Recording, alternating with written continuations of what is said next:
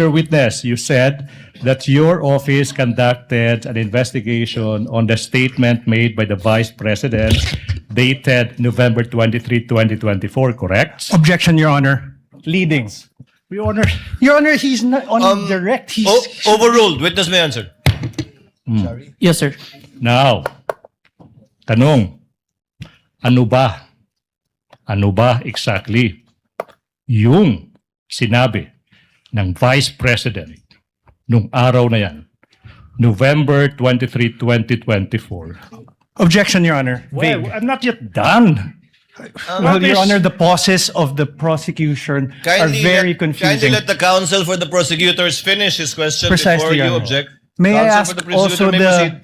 may I ask, instead of this, Your Honor, may I ask that the Honorable Court direct the witness to allow me to object before answering? Because No. precisely the questioning of the prosecutor Okay, what?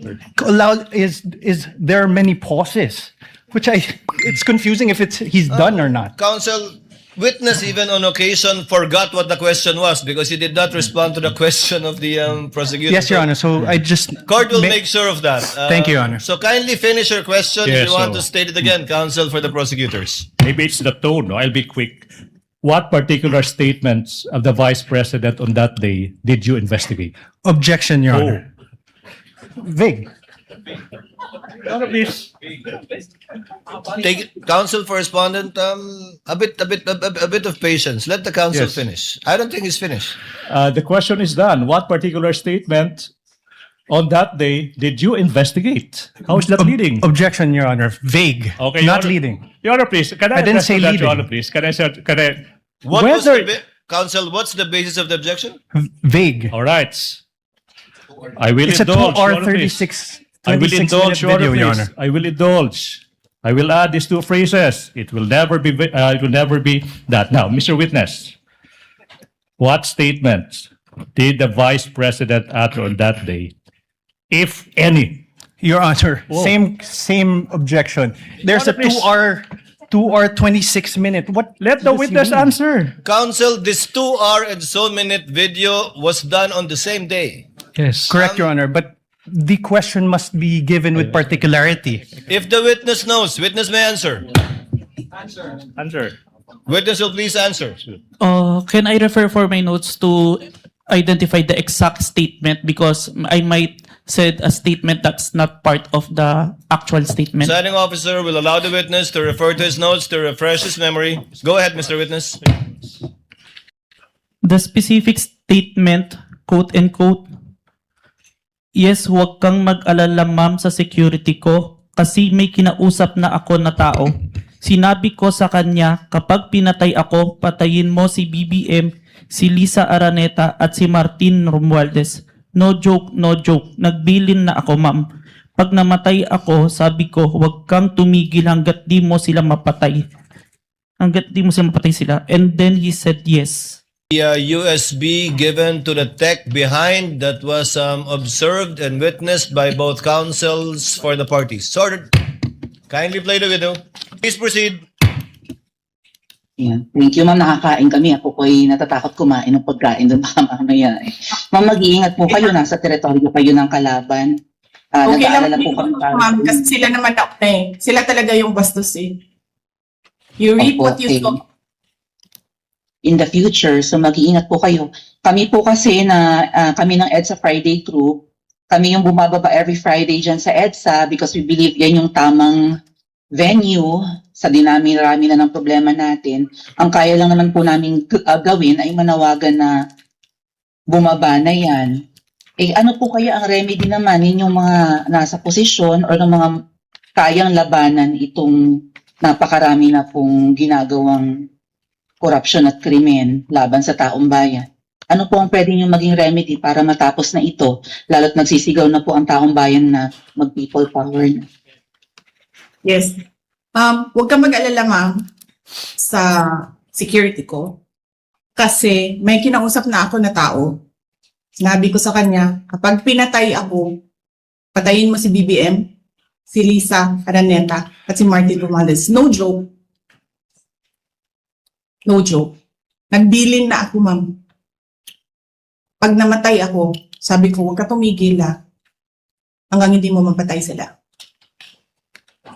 And then he said yes.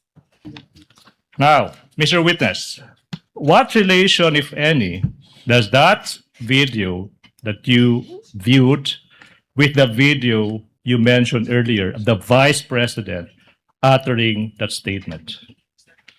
It is the portion of the video that I authenticated, sir. Okay. Let's continue. What happened next, Mr. Witness, kung meron man, after mong ma-authenticate yung subject video na yan? Our team conducted an open source investigation to identify previous statement of the Vice President that had similarities to the November 23, 2024 video, sir. Okay. Now, sinabi mo that your team conducted yung tinatawag mong open source investigation for any prior statements made by the Vice President against President Marcos Jr. and his family members. Yung tanong nga, ba't kailangan pa mag-conduct ng open source investigation for any prior statements na ginawa, kung meron man, ng Vice President against laban kay President Marcos Jr. at saka yung pamilya niya? As part of our standard procedure, sir, kailangan namin makita yung full context kung bakit ito nagsimula. Kaya nagtingin kami ng mga prior statement made the Vice President against the President and the family. Alright. Now, ano ba yung naging resulta, kung meron man, sa naging open source investigation nyo, Mr. Witness? We identified a video, October 18, 2024, an online press conference held by the Office of the Vice President, sir. Now, ano ba yung nakita nyo, kung meron man, sa naging press conference ng Vice President on October 18, 2024? There were similar statements uttered by the Vice President against the President, sir. So sinasabi mo na on that October 18, 2024 press conference, may mga nasabi din na mga statements yung Vice Presidente laban sa President. Yung ba sinasabi mo, di ba? Yes, sir. So ano ba yung naging exact statement ng Vice President on October 18, 2024, Your Honor, please? Witness may confer with his notes. Quote and quote. Gusto ko tanggalin yung ulo niya ba? I just imagine myself cutting his head. Wait. So sinabi ng Vice President, gusto kong tanggalin ng ulo niya. I imagine myself cutting his head. Now, ano pa yung naging statement, kung meron pa?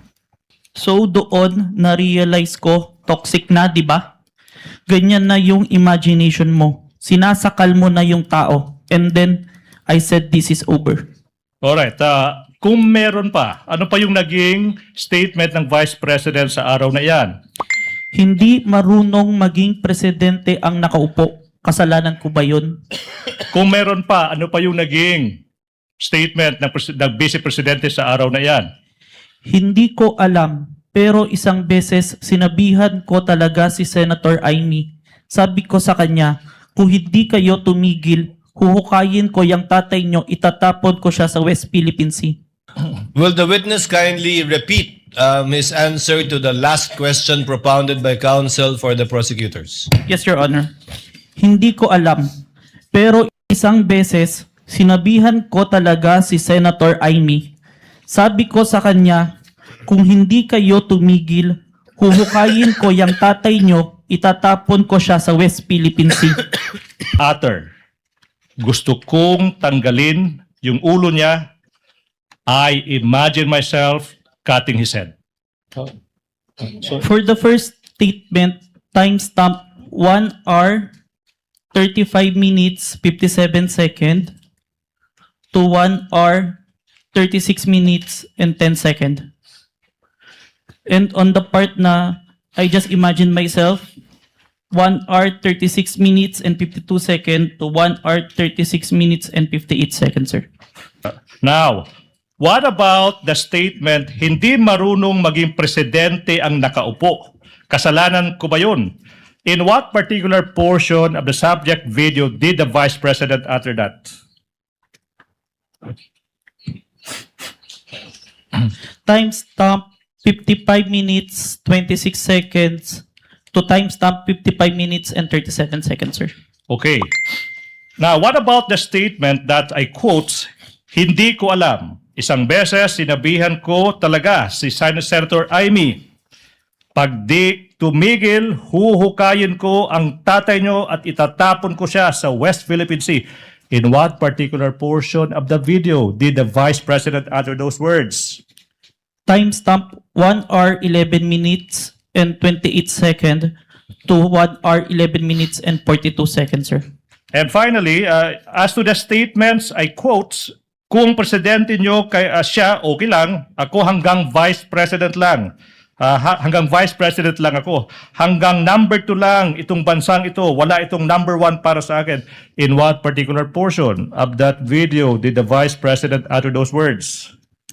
On timestamp 1 hour 4 minutes and 2 seconds to 1 hour 4 minutes and 16 seconds. The Secretariat is instructed to kindly play the video in the presence of both counsels for the parties. Gusto ko, ang galing yung ulo niya ba? Cutting his head. Gusto ko, ganun din ang gusto ko. Kaninong ulo ba? Yung nire-refer ng Vice President na gusto niyang tanggalin. The President, sir. Ulo ng Presidente. Yes, sir. So doon, na-realize ko, toxic na, di ba? Ganyan na yung imagination mo. Ang imagination mo, sinasakal mo na yung tao. And then I said, this is over. Hindi marunong maging presidente ang nakaupo. Kasalanan ko ba yun? Hindi. Nang sinasabi ng mga tao, kasalanan mo kasi hindi ka tumakbo, ikaw sana yung presidente, hindi siya. But then I said, maaga ako nagsabi na hindi ako tatakbo for president. May madaming mga hindi ko alam. Pero isang beses sinabihan ko talaga si Senator Amy. Sabi ko sa kanya, kung hindi kayo tumigil, huhukayin ko yung tatay ninyo. Itatapon ko siya sa West Philippine Sea. Sinabihan ko si Senator Amy. Ano? Ay, hindi. Hindi ko na gusto. Kung presidente niyo siya, okay lang. Ako, hanggang vice president lang ako. Hanggang number 2 lang itong bansa na ito. Wala itong number 1 para sa akin. Those video presented were portions of the video that I recorded and authenticated, sir. Thank you so much. Mr. Witness, ano ba yung nangyari kung meron pa? After you authenticated, identified and authenticated the video ng Vice President on October 18, 2024. Sa mga nasabi ng Vice President. Now, ano ba yung mga governmental agencies na ito that you are referring to aside from the President and the former Speaker of the House of Representatives? The Armed Forces of the Philippines, the Philippine National Police, the National Security Council, and the Presidential Communication Officer. Okay, now, nasabi mo na yung presidente ay nag-issue ng kanyang statement in relation sa naging mga pahayag ng Vice President. Ano ba yung naging pruweba mo sa naging statement ng presidente? I have taken a screenshot of the statement of the President on the official webpage of the Presidential Communication Office. And I also have a video recording which I authenticated wherein the President made such a statement, sir. Okay, so nasabi mo, isang screenshot, saka isang... The Vice President of the Republic of the Philippines, Sara Duterte, admitted to contacting an assassin to kill President Ferdinand R. Marcos Jr., First Lady Luis Araneta Marcos, and myself. Let me be clear. Hindi na to biro. Hindi na to normal na panalita. Isa itong direktang banta sa ating demokrasya, sa ating pamahalaan, at sa seguridad ng bayan. Such statement is not just reckless, it is dangerous. It sends a chilling message to our people A message that violence can be contemplated by those in positions of power. This is not just an affront to the individuals targeted, it is attack on the very foundation of our government. It is an insult to every Filipino who believes in the rule of law and the sanctity of life. Violence has no place in our society. It is irreconcilable with the values that have taught and guided us for years. Values. Sino ba yung gumawa ng authentication na ito? I did, sir. Ano ba yung pruweba mo na ikaw talaga yung nag-authenticate ng video na ito? It's part of the January 30 Affidavit of Authentication of Digital Evidence na in-identify ko po kanina. Okay, Mr. Witness, ano bang ginawa mo kung meron man? Pagkatapos mo, sinabi mong ni-record mo, saka in-authenticate mo yung video ng presidente na nagbibigay ng statement niya. Sinave ko po yung video sa laptop ko and sa flash drive. Oh, na-mention mo yung flash drive. Now, kung yung flash drive ipapakita sa'yo, ma-identify mo ba yan? Yes po. Now, Your Honor, please, we are in the process of confronting this witness ng isang flash drive. Continuing manifestation that the flash drive contains the recording of the President making the statement that is previously marked as Exhibit P-Roman numeral 4-13 for the prosecution. This is the flash drive where I received the recording, sir. Nakakabahala ang mga pahayag na narinig natin itong mga nakarang araw. Nandyan ang walang pakundangang pagmumura at ang pagbabanta ng planong ipapatay ang ilan sa atin. Kung ganun na lang kadali ang pagplano sa pagpatay ng isang presidente, paano pa kaya ang mga pangkaraniwan na mamamayan? Yang ganyang kriminal na pagtatangka ay hindi dapat pinapalampas. Yan ay aking papalagan. As a democratic country, we need to uphold the rule of law. Ako, bilang pinuno ng Executive Department, at lahat ng mga nanunungkulan sa pamahalaan ay may sinumpaang tungkulin na tutupdin at pangangalagaan ang konstitusyon at ang ating mga batas. Kaya hindi tama ang pagpigil sa mga halal ng bayan sa paghahanap ng katotohanan. Hindi na sana hahantong sa ganitong drama kundo at sa House of Representatives. Ang katotohanan ay hindi dapat itokhang. Tapos na sana ang usapang ito kung tutok yan ay magsabi ng totoo at hindi hahadlangan. Imbis na diretsahang sagot, nililihis pa sa kwentong chicheria. Hangad ko na matuldukan na itong mga pangyayaring ito sa parang matiwasay at magdadala sa atin sa katotohanan. 12 taon din ako nanungkulan sa magkaparehong kamara ng Kongreso. Batid ko ang kapangyarihan iginawad sa kanila ng taong bayan at ng ating konstitusyon. Dahil dito, iginagalang ko ang kanilang gawa at ang buong executive branch. Lahat ng mga ahensya ay hindi nakakaligtas at parating sumasailalim sa kanilang masusing pagsusuri. Bilang isang bansa, marami tayong mga paghamon na dapat harapin at mga suliraning dapat bigyan ng lunas. Sa kabila ng mga pambabatikos, natin ikokompromiso ang rule of law. Kailangan manaig ang batas sa anumang sitwasyon, sino man ang tamaan. Kaya hindi ko hahayaan magtagumpay ang hangarin ng iba na hatakin ang buong bansa sa burak ng politika. Igalang natin ang proseso. Ito pa rin ang katiwala sa atin ng milyon-milyon na Pilipino. Magtrabaho po tayo sa ikauunlad ng Republika ng Pilipinas at para matamo ang bagong Pilipinas. Your Honor, the defense puts on record that the video was